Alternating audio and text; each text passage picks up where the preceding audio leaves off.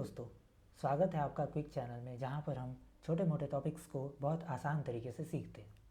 आज का हमारा टॉपिक है डेटा स्ट्रक्चर। क्या होता है आखिर ये डेटा स्ट्रक्चर?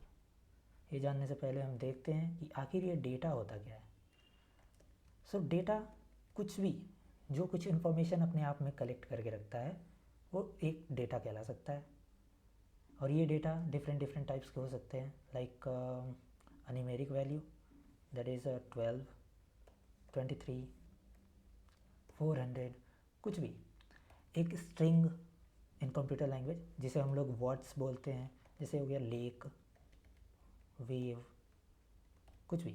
आपका नाम, कोई एक लंबा सेंटेंस, छोटे मोटे कैरेक्टर्स लाइक ए, डी, कुछ भी। और बाइनरी डेटा जो कि हमारे कंप्यूटर लैंग्वेज में यूज़ होता है 1001 के फॉर्म में। ओके, कुछ भी हो सकता है। ये 8 बिट फॉर्म में होते हैं ये। तो ये सब कुछ ना कुछ अपने आप में इंफॉर्मेशन कलेक्ट करके रखते हैं, जिन्हें हमें जानना होता है। तो इन डेटा से हम इंफॉर्मेशन कलेक्ट करने के लिए डिफरेंट डिफरेंट तरीके यूज़ करते हैं।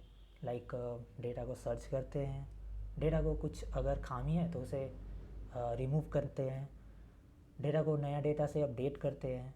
तो ये सारे ऑपरेशंस बहुत ऑप्टिमाइज्ड वे में करने के लिए हमें उनको एक स्पेसिफिक स्ट्रक्चर प्रोवाइड करना होता है, जिसे हम डेटा स्ट्रक्चर कहते हैं, जिससे कि इनका मैनिपुलेशन काफ़ी आसान हो जाता है। जैसे हमारे पास समझ लीजिए कि बहुत ज़्यादा बड़ा डेटा का कलेक्शन है। जैसे मान लीजिए हमारे पास है 12, 23, 11, 57, 34।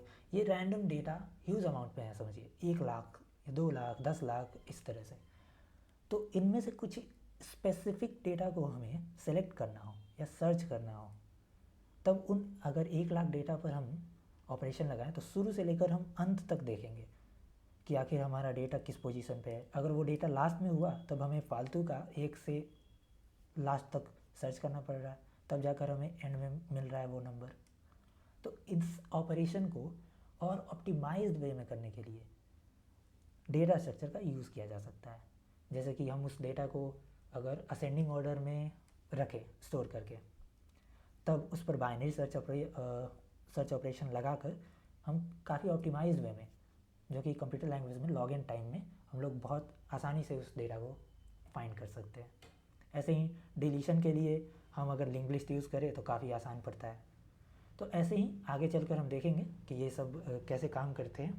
तो डेटा स्ट्रक्चर डेटा को स्ट्रक्चर प्रोवाइड करता है सो दैट उनका मैनिपुलेशन बहुत आसानी से किया जा सके। Okay, that's it for now. See you again next time.